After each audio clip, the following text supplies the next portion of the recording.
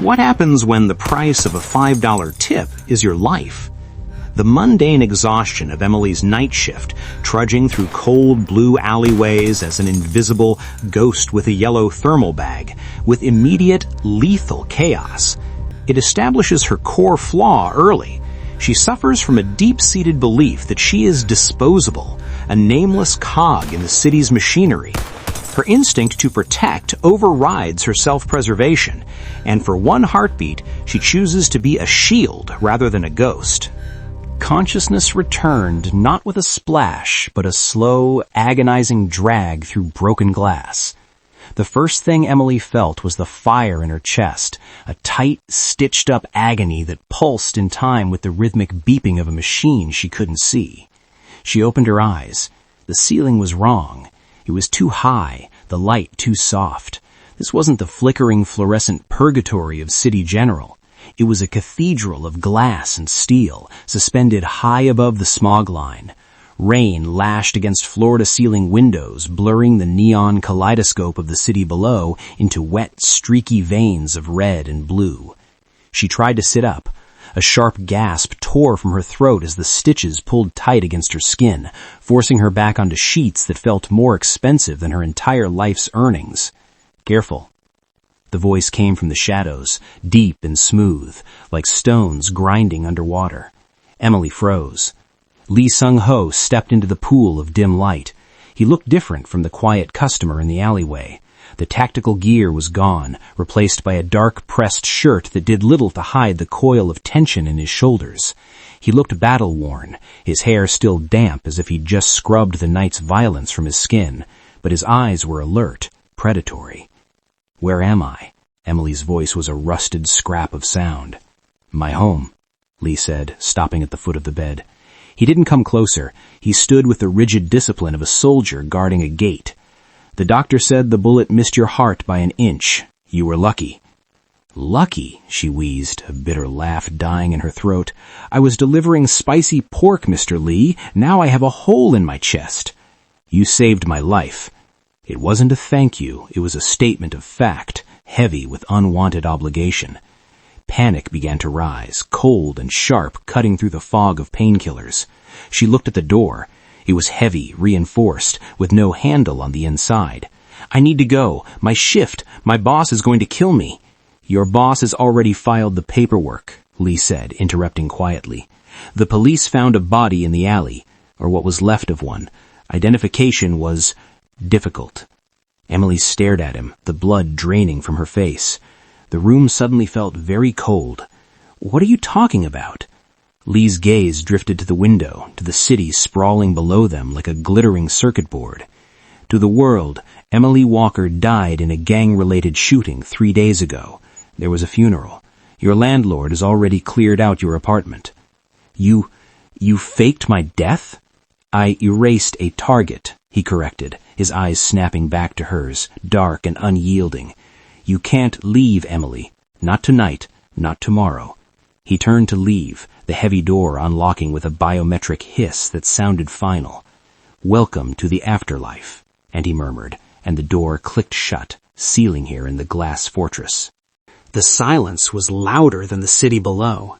Emily wandered the halls, her hand trailing against walls of frosted glass and cold steel.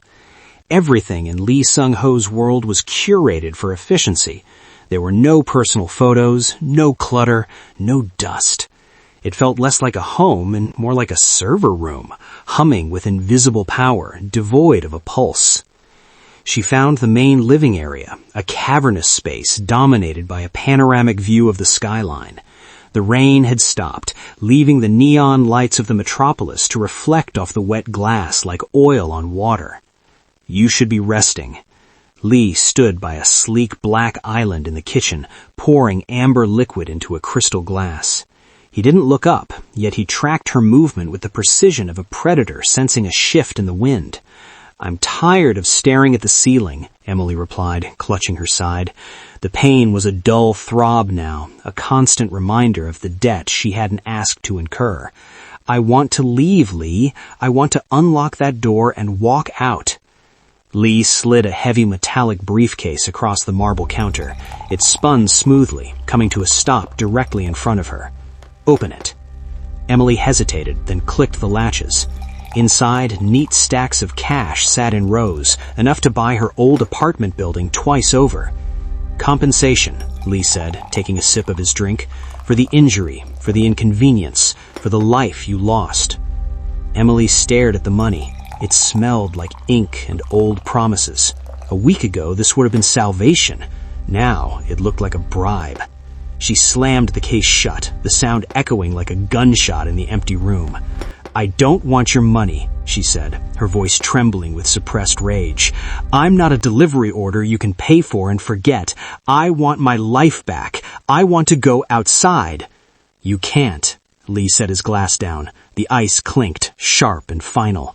"My enemies are hunting for the woman who ruined their hit. If you step out that door, you are dead within the hour." "Then let me take that risk." "I cannot." He moved around the counter, closing the distance between them. For the first time, she saw the cracks in his stoic armor, a flicker of something haunted in his dark eyes. "You took a bullet meant for me. In my world, that creates a debt of honor. I do not leave debts unpaid, and I do not let my saviors die."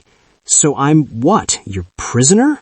"You are my responsibility," Lee corrected, his voice dropping to a gravelly whisper. "And until I burn the threat to the ground, you belong to this machine." The door to Lee's private study was a slab of obsidian, usually sealed tight. But tonight, a sliver of light bled from the crack, a careless mistake in a house built on precision. Emily pushed it open, her bare feet silent on the polished floor. The room smelled of leather and ozone. Screens lined the far wall, scrolling through encrypted data streams that bathed the room in a ghostly blue wash. But Emily's eyes didn't linger on the tech. They locked onto the object sitting on the pristine glass desk, stark and out of place. Her yellow thermal delivery bag. It looked wrong here. In the alley, it had been stained with grease and road grit, a tool of her invisible trade. Now it was spotless. Someone had scrubbed the canvas until the yellow was painfully bright, treating it less like trash and more like a museum artifact. Emily approached it slowly, her heart hammering against her ribs. She ran a hand over the strap, the familiar texture grounding her. It was the only thing in this glass prison that belonged to her. She unzipped it, half expecting to smell the ghost of spicy pork and stale rain. Instead, the bag was empty, hollow. She ran her fingers along the inside seam, seeking the tear she'd meant to sew up for months. Her fingers snagged, not on a loose thread, but on something hard. Frowning, she pulled the lining back. Tucked deep into the insulation, where no casual search would find it, was a small, matte black disc. A tiny red light pulsed on its surface, a slow, steady heartbeat. Emily pulled it out, the device cold against her palm. It wasn't a standard GPS tag you'd slap on a car bumper. This was military grade, sleek and expensive. And looking at the wear around the edges, it hadn't been planted yesterday. The air in the room seemed thin. She thought back to the quiet customer who always ordered at the same time, who never complained when she was late. She thought about how he always met her at the exact right spot in the alley, stepping out of the shadows the moment her bike engine cut. He hadn't been waiting for his dinner. He had been waiting for her. The realization hit her with the force of a physical blow. Lee hadn't just saved her. He had been tracking her. For weeks, maybe months, she had been a blip on his radar, a variable he was monitoring long before the first bullet was fired. She gripped the tracker tight enough to hurt. The debt of honor he spoke of suddenly felt less like nobility and more like a leash. She wasn't a guest. She wasn't even a prisoner. She was a pawn that had been on his board the entire time. The door slid open, and Lee entered, stopping abruptly when he saw her standing in the blue wash of the data screens. He didn't look at the monitors, though. His gaze locked instantly onto the small black disc in her hand, and the air in the room grew heavy, charged with the static of an impending storm. "You have a lot of explaining to do," Emily said, her voice shaking, not with fear, but with the cold crystallization of betrayal. Lee remained silent. He didn't reach for a weapon or call security. He stood paralyzed, his expression a mask of stone that was rapidly developing hairline fractures. I wasn't just a customer, was I? Emily took a step forward, the pain in her stitched chest forgotten in the heat of her anger. The generous tips, the specific delivery instructions. You weren't hungry, you were setting a clock. Predictability is a rare commodity in my world, Lee said softly. He didn't deny it. He walked past her to the window, looking out at the rain-streaked darkness as if unable to meet her eyes. You were never late, 11:45 p.m., every Tuesday, like a metronome. So you used me. Tears stung her eyes, hot, angry tears. You knew a hit squad was tracking you. You needed a cover, so you bought a $5 delivery girl to lower their guard. I needed a variable they wouldn't count on, he corrected, though the words lacked his usual icy conviction. His reflection in the glass looked ghostly, haunted. My enemies were watching for my security detail. They weren't watching for a ghost on a scooter. Your arrival was the signal. It was supposed to be a clean ambush. I would neutralize them while you dropped the bag and drove away unharmed. But I didn't drive away. No.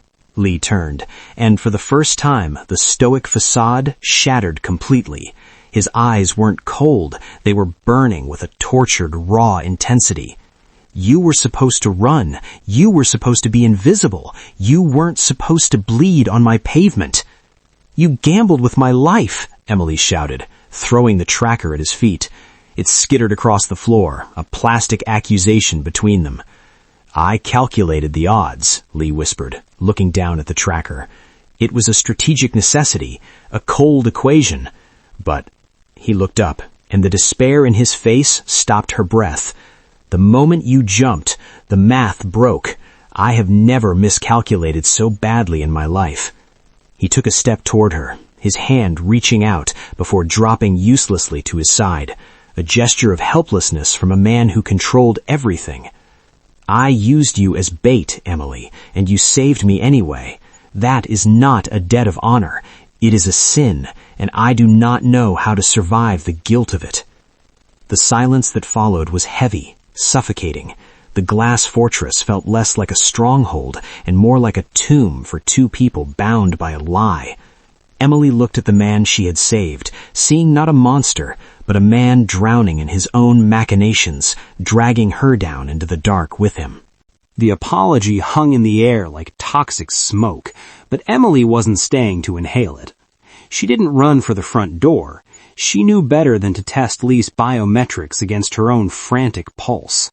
Instead, she bolted for the kitchen, past the marble island and the untouched money, heading straight for the narrow pantry door she had noticed earlier. Lee's fortress was designed to keep enemies out, but like every high-rise in this city, it relied on an invisible army of service workers to function, and ghosts always had a back door. She found the maintenance panel behind a rack of imported wines. It wasn't locked. Nobody worried about the help stealing a way out. Emily slipped into the service corridor, the air instantly shifting from climate-controlled sterility to the damp, dusty smell of raw concrete. It was the smell of her life, of the subterranean veins that powered the city's luxury. She didn't wait for the elevator. She took the stairs, plunging into the concrete gut of the building. Her bare feet slapped against the cold steps, sending shocks of pain up her legs that merged with the burning tear in her chest. Every flight down was a battle against gravity and her own failing body, but rage proved to be a potent anesthetic. She wasn't a variable. She wasn't a calculation. She was Emily Walker, and she was getting out. 40 floors blurred into a dizzying spiral of gray.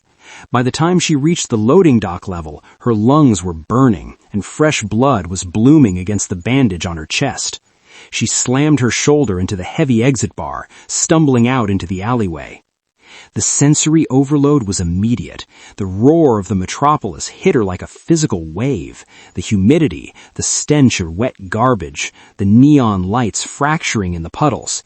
It was dirty and loud and dangerous, and it felt like oxygen.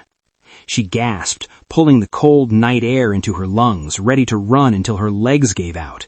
She took one step toward the main street, toward the anonymity of the crowd. Tires screeched. The sound tore through the ambient noise, sharp and violent. A black van drifted around the corner, hydroplaning on the wet asphalt before slamming to a halt inches from her. The side door slid open with a mechanical growl before the wheels had even stopped spinning. Emily froze, the adrenaline crashing into terror. She turned to run back toward the building, back toward the devil she knew, but she was too slow. Hands, rough, professional, and merciless, shot out from the darkness of the vehicle. They grabbed her jacket, yanking her off the pavement. The world tilted sideways, the neon sky swallowed by the dark interior of the van, and then the door slammed shut, extinguishing the city lights. The burlap sack was ripped from her head, taking the remaining air in the room with it. Emily gasped, her lungs filling with the taste of mold, damp plaster, and stale coffee grounds. She was zip-tied to a rusted metal chair in the center of what used to be a trendy cafe. The windows were boarded up with plywood, but slivers of streetlights bled through the cracks, illuminating dust motes dancing in the stagnant air. A broken espresso machine sat on the counter like a dead engine block, and the floor was littered with shattered ceramic mugs. "I expected someone taller." The voice came from the shadows of a booth in the corner. Min Jae slid out, stepping into the dim light. He was younger than Lee, dressed in a pristine white suit that looked violently out of place in the grime. His face was handsome but sharp, his smile devoid of any warmth. He didn't look at Emily like a person. He looked at her like a winning lottery ticket he had just found on the sidewalk. "If you're going to kill me, just do it," Emily said, her voice trembling despite her best effort to sound brave. "Lee won't come. I escaped. I'm nothing to him." Min Jae laughed, a dry, barking sound. He walked over to the counter and picked up a ceramic shard, turning it over in his fingers. "That's what's funny, Emily. You think you're nothing. Lee thinks you're a variable. But to me, you are the proof." "Of what?" "That the great Lee Seung-Ho has gone soft." Min Jae flicked the shard away. It shattered against the wall. "A king cannot have a heart, and he certainly cannot have a conscience. But Lee?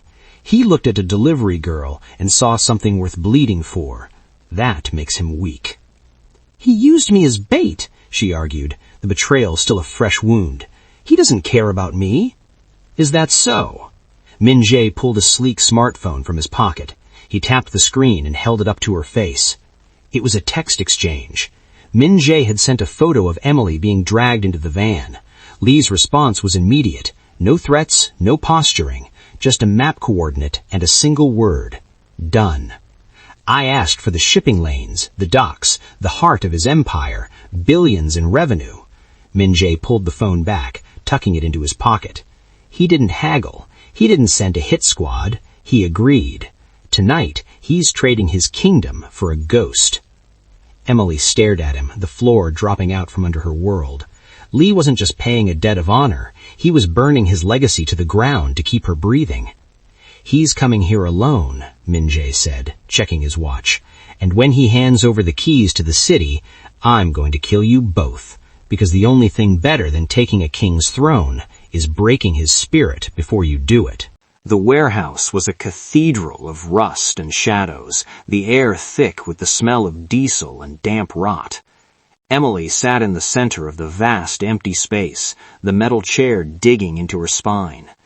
Min Jae stood behind her, a pistol resting casually against the back of her head, while a dozen of his men melted into the perimeter, weapons raised. The heavy steel roller door ground open, the sound screeching like a dying animal. Rain blew in, slicking the concrete floor, and through the mist walked Lee Seung-Ho. He was alone. No tactical team, no backup. Just a man in a ruined suit, walking into his own grave. He stopped 10 feet away, his eyes locking onto Emily's. There was no calculation in his gaze anymore, no algorithms or strategies, just an apology, silent and devastating.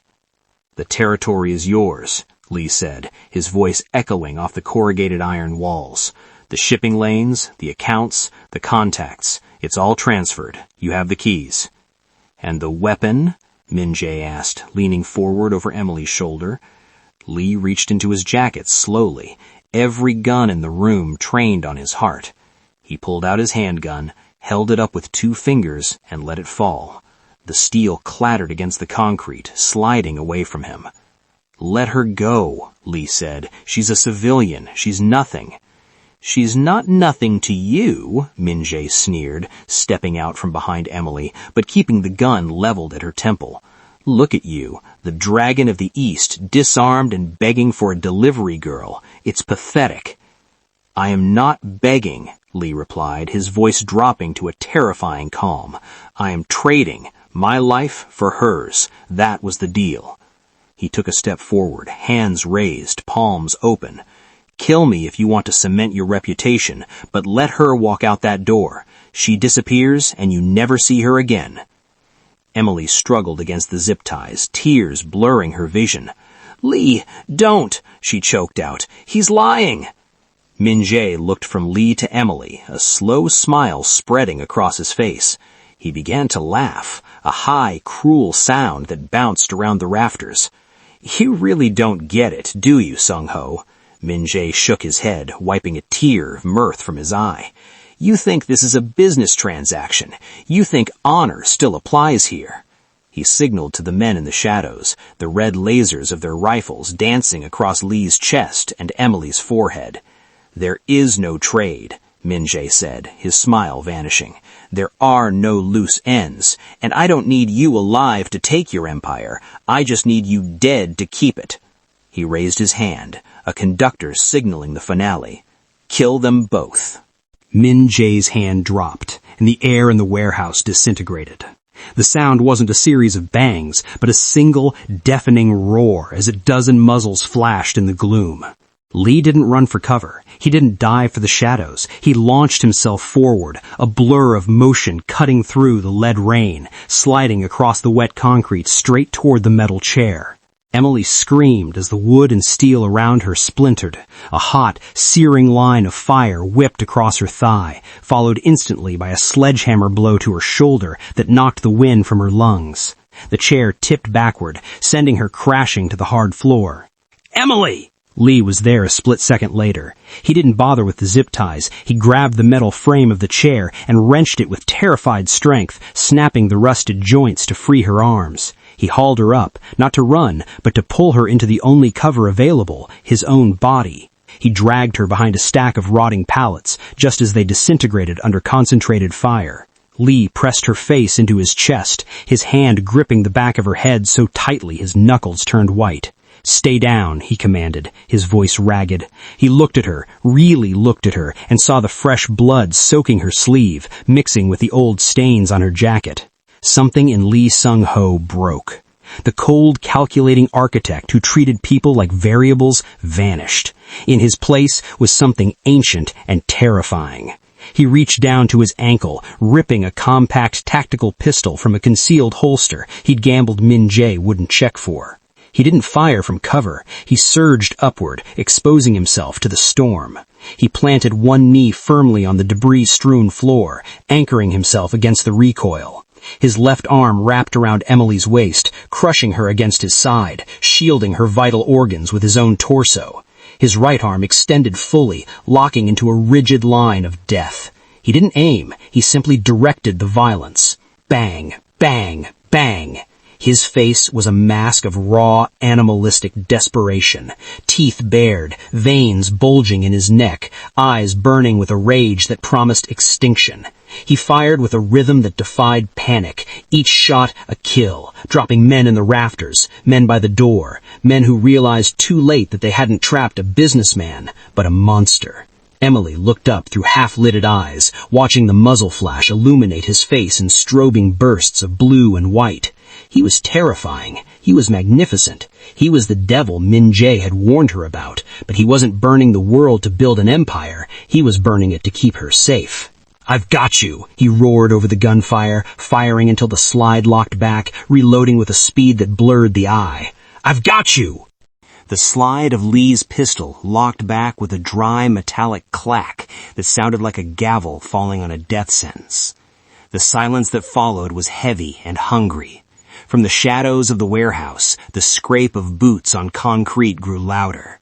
Min Jae's remaining men were closing the circle, sensing the dragon had lost his fire. Lee cursed, a guttural sound torn from his throat, and looked around for a weapon, any weapon, but the debris offered nothing but wood and ruin. He tightened his grip on Emily, his body tensing to become a final, futile shield. "I'm sorry," he whispered into her hair, the apology wet with sweat and blood. Emily's vision was swimming in a gray haze, the pain in her shoulder a distant, throbbing drum. But through the fog she saw it. A few feet away, illuminated by the flickering light of a burning crate, lay a submachine gun dropped by one of the guards Lee had just executed. She couldn't speak, her lungs felt filled with broken glass. But she was a delivery girl. She knew how to get things where they needed to go. With a groan that tore through her chest, she untangled her good arm from Lee's coat. Her fingers scrabbled against the cold, wet floor, hooking around the strap of the weapon. She didn't have the strength to lift it, so she shoved. Metal shrieked against concrete. Lee's head snapped down. He didn't ask questions, he didn't hesitate. As the first shadow lunged from the darkness to finish them, Lee released Emily and rolled, snatching the weapon from the floor in a fluid motion that defied exhaustion. The gun roared to life. It wasn't the precise, controlled fire of the sniper he had been. It was a wall of lead, a chaotic storm that swept the approaching circle away. The muzzle flash lit up the warehouse like a strobe light in hell, revealing the terrified faces of men, realizing they had cornered a beast, not a victim. When the hammer finally clicked on an empty chamber, the only sound left was the crackle of flames. Stray rounds had pierced the fuel drums lining the walls, and the fire was spreading fast, climbing the rusted pillars like ivy made of light. Lee dropped the empty gun. He turned back to Emily, his chest heaving, his face smeared with soot and blood that wasn't his. He fell to his knees, scooping her up into his arms as easily as if she were made of smoke. "Stay with me," he commanded, his voice cracking. "The shift isn't over, Emily. Stay with me." He stood, swaying slightly, then steadied himself. Cradling her against his chest, he walked toward the shattered bay doors. The heat was intense now, the air shimmering and warping, turning the wreckage into an inferno. But Lee didn't look back at his burning empire. He walked through the smoke and the fire, carrying the only thing in the ashes that mattered. Blue lights flashed against the wet pavement, a chaotic counterpoint to the orange inferno raging behind them. The sirens were screaming now, close enough to vibrate in Emily's chest. Lee set her down gently against the wheel of a parked ambulance that had arrived for the earlier chaos, his hands lingering for a second on her shoulders. He looked like a ruin, burned, bleeding, his empire turned to ash, but his eyes were clear for the first time since she met him. "They will find you here," he said, his voice a rasp of smoke and gravel. "The police records are wiped. The offshore accounts are in your name. You are invisible to the underworld now." "Lee, wait!" she gasped, reaching for his ruined jacket. "Where will you go?" "Away from the dark," he whispered. "Live, Emily. Just live." Before she could grab hold, he stepped back into the shadows, dissolving into the smoke as if he were nothing more than a trick of the light. By the time the paramedics rushed her, the space where the Dragon of the East had stood was empty. 6 months later, the city rain sounded different. It didn't sound like despair anymore. It sounded like rhythm. Inside the warm, amber-lit interior of Walker's books, the smell was of old paper and vanilla, far removed from the grease of delivery bags and the copper tang of blood. The fortune Lee had left her hadn't just bought her freedom, it had bought her a sanctuary. Emily touched the scar on her chest through her sweater, a raised line of memory that proved she had survived the fire. She wasn't a ghost anymore. She was a fixture in the neighborhood, visible and whole. The bell above the door chimed, cutting through the quiet hum of the radiator. "We're closing soon," Emily called out, not looking up from the stack of inventory she was organizing. I'm not looking for a delivery, a familiar voice replied, low and steady. I'm looking for a recommendation. Emily froze. Her heart hammered a sudden frantic rhythm against her ribs, echoing the night in the alleyway, but without the fear. She looked up slowly. Lee stood in the doorway. The tactical gear was gone. The $1,000 suit was gone. He wore a simple coat, damp from the rain, and his hair was longer, softer. He looked tired, but the raw, panicked desperation was gone, replaced by a quiet, human calm. He wasn't a boss. He wasn't a killer. He was just a man who had walked through fire and come out the other side. He stepped forward, hands in his pockets, offering a tentative, gentle smile that didn't quite reach his eyes yet, but promised it might someday. I heard the owner here has excellent taste, he said.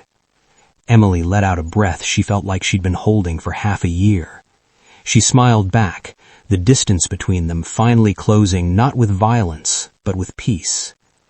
For you, I think we can find something, she said softly.